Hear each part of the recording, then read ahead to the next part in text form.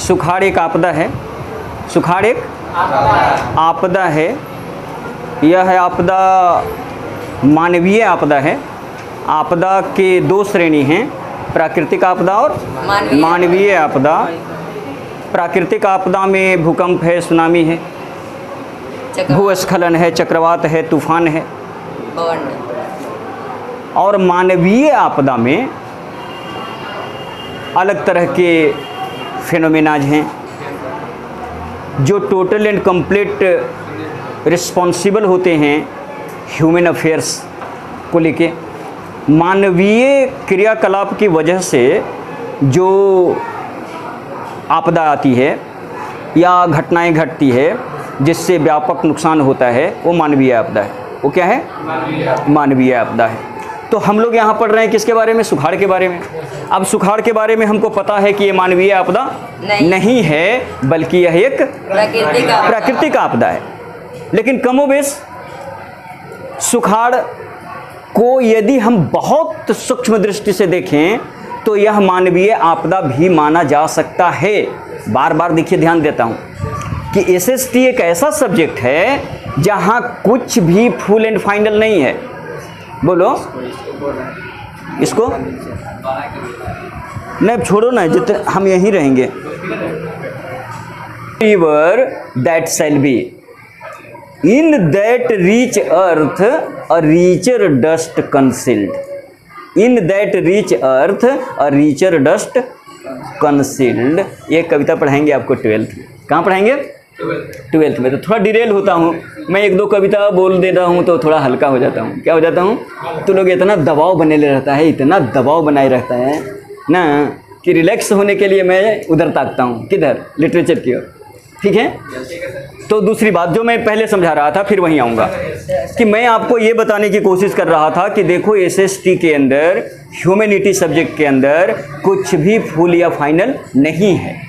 जो तथ्य है, जो फैक्ट है, उसको एडिट होने की पूरी संभावना है या उसके विपरीत कंक्लूजन आने की भी पूरी संभावना होती है।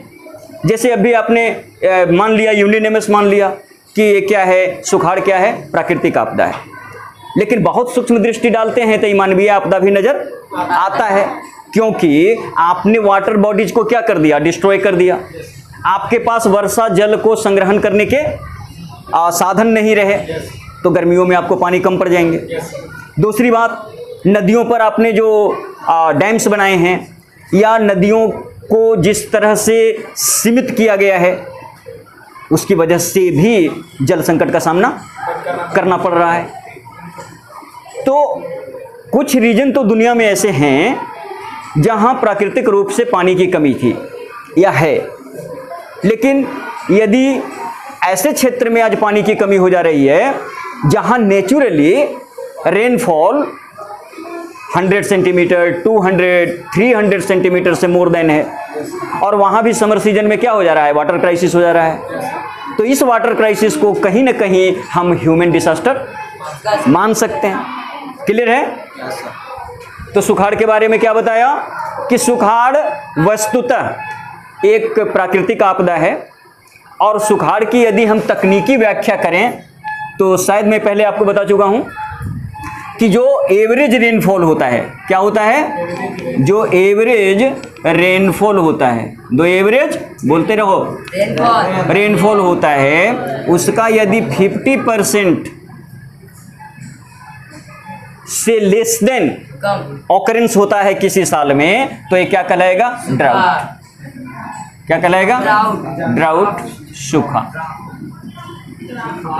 क्लियर है? जो हम लोग का टाइटल था, विषय था कि यदि किसी क्षेत्र का एनुअल रेनफॉल 100 सेंटीमीटर है, 100 सेंटीमीटर सालाना औसत वर्षा होती है, और किसी साल वहां 50% से भी कम हो जाए तो इसको क्या मानते हैं? सुखाड़ मानते हैं, ड्राउट मानते हैं। इसमें एक सिचुएशन और भी आता है जिसको हम स्टारवेशन, दुर्भिक्ष कहते हैं, और वो तब स्थिति बनती है जब एनुअल रेनफॉल जो है, जो औसत वर्षा है, उसके 25% से भी कम वर्षा होती है। यहाँ हम यदि एग्जाम्पल देखें अपने बिहार का, तो हमारा जो औसत सालाना वर्षा है वो लगभग 110-120 सेंटीमीटर के आसपास है। ठीक है, 120 ही मानते हैं, तो 120 है, और किसी साल ऐसा हुआ कि 60 सेंटीमीटर से भी कम वर्षा हुआ, तो उसको क्या कहोगे? ड्राउट। और ये कभी कभी ऐसा भी देखा गया है ना कि 30% से भी 30 सेंटीमीटर से भी कम हुआ, तब उस स्थिति में इसको क्या कहेंगे? स्टारवेशन, अकाल। क्या कहेंगे? अकाल। तो ये स्टेट हो गए दो, किसके?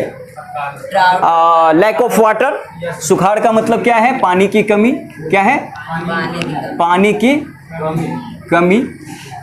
और पानी की कमी से जो समस्या आ रही है, जो डिसास्टर क्रिएट हो रहा है, उसको हम दो लेवल पर देख रहे हैं, एक ड्राउट के लेवल पर और एक स्टारवेशन, अकाल और सुखाड़ के रूप में। और अकाल और सुखाड़ में तकनीकी अंतर है, इसको आप कर पा रहे हैं? फिर वहां हम लोगों ने चर्चा कर लिया कि सुखाड़ के बारे में क्या जानना है, कि सुखाड़ प्राकृतिक आपदा है। सवाल सीधे तौर पर पूछा जाए तो प्राकृतिक आपदा ही मानना है, लेकिन कहीं न कहीं यह मानवीय आपदा के रूप में भी देखे जाने की संभावना को जगह देता है, संभावना की जगह देता है। समझ में आता है कि सिर्फ ऐसे देता है?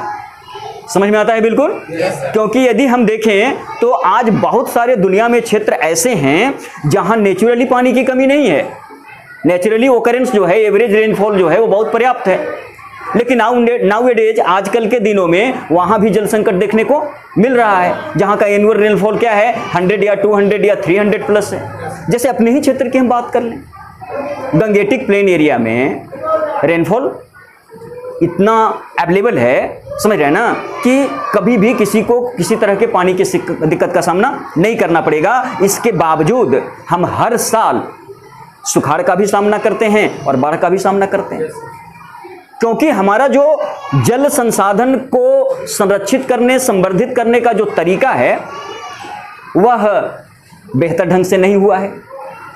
जल को संग्रहण करने की जो हमारी क्षमता है उसको हमने बहुत कम कर दिया है, या जो जल संग्रहित हो भी रहा है उसकी प्यूरिटी को, उसकी शुद्धता को हमने क्या किया? खत्म कर दिया।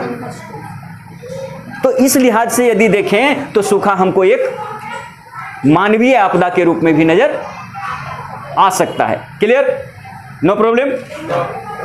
अब हम लोग बात करें कि सुखाड़ से बचने के उपाय, सुखाड़ का मैनेजमेंट कैसे करें। सुखाड़ का लिख लिया था ना सब? Yes sir. तू लोग बहुत होशियार है ना। Thank you sir. आगे देखोगे सुखाड़ का प्रबंधन कैसे किया जाए। सुखाड़ का प्रबंधन में क्या किया जाए, तो सबसे पहले इसके प्रबंधन में आपको क्या करना है? भंडार। क्या करना है? भंडार। जल संग्रहण, जल संग्रहण क्षमता बढ़ाना। सुखाड़ का सबसे बेहतर मैनेजमेंट क्या होगा? जल संग्रह, वाटर होल्डिंग कैपेसिटी को बढ़ाना, वाटर होल्डिंग कैपेसिटी को बढ़ाना। वाटर होल्डिंग कैपेसिटी कैसे बढ़ाएंगे? तो जो वाटर बॉडीज है संग्रह करना, उसको दूसरा लेवल पर लूंगा जहां तुम हो। बात समझो, इसीलिए कहता हूं कि एसएसटी क्या है, मतलब कि अलर्ट माइंड का डिमांड करता है।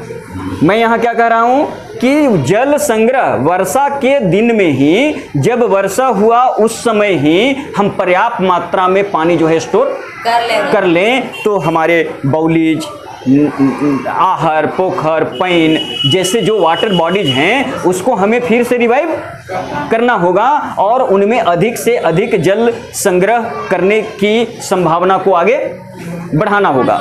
तो वर्षा के दौरान अधिक से अधिक पानी संग्रह करना, इसके देखिए फायदा दो होगा। एक तो कि गर्मी के दिनों में पानी उपलब्ध रहेगा, ठीक है, सरफेस वाटर के रूप में। और दूसरा ये क्या है कि ये धीरे धीरे रिस्क के अंदर जाएगा ना, समुद्र में बह के नहीं चल जाएगा, तो हमारा ग्राउंड वाटर का टेबल बढ़ेगा, लेवल बढ़ेगा, वाटर लेवल बढ़ेगा। अगर हम यूज कर लिए तो ठीक है, अगर हम सरफेस वाटर के रूप में इसको यूज नहीं किए, होल्ड कर लिए, तो क्या है, भविष्य में काम आएगा।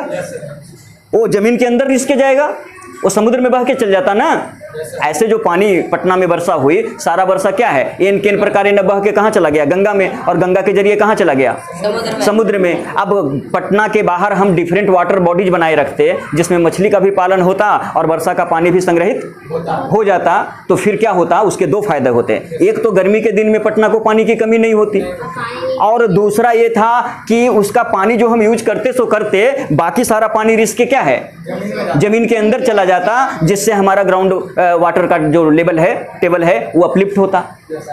समझ रहे ना। तो एक तरह का अदर वाटर सिक्योरिटी हमको प्रोवाइड करता, प्रोबेबल रिसोर्स के रूप में या पोटेंशियल रिसोर्स के रूप में। क्लियर है।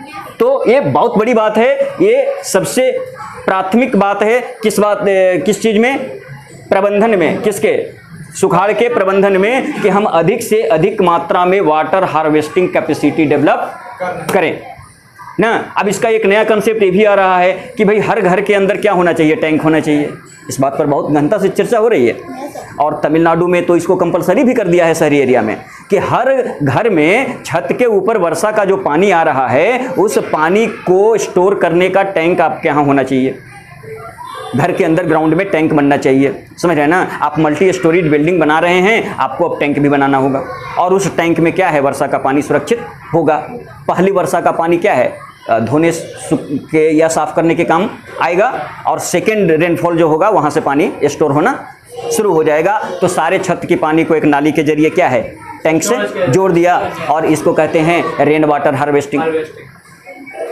तो एक उसमें एक नया संकल्पना आया है। वैसे मूल संकल्पना पर हम कायम रहे। मूल संकल्पना ये है कि जो कम से कम प्राकृतिक वाटर बॉडी था ना, जो तालाब था, आहर था, पैन था, पोखर था, बाउली था ना, वो सबको हमें रिवाइव करना होगा, और उसमें अधिक से अधिक जल संग्रह करने की क्षमता को विकसित करना होगा। चलो दूसरा पॉइंट है तुम्हारा, दूसरा पॉइंट क्या है, सुखाड़ के प्रबंधन में दूसरा पॉइंट क्या है, बांध बनाना। तो बांध बनाने से सुखाड़ का प्रबंधन होगा। ठीक है। एक बैंकमेंट को मजबूत रखने से बाढ़ का प्रबंधन ज्यादा सटीक तरीके से होगा, क्योंकि हम नदी का पानी बाहर आने नहीं देंगे। तो तटबंध बनाना या तटबंधों पर हरित पट्टी विकसित करना, वृक्षारोपण करना, कहाँ उपाय हमने देखा है, बाढ़ में। सुखाड़ में क्या होगा, जो अभी ये बोल रहा था। दूसरा क्या है, पर्याप्त बफर स्टॉक। क्या कहा, बफर स्टॉक। पर्याप्त बफर स्टॉक का संग्रह रखना। इसका मतलब है कि इमरजेंसी के लिए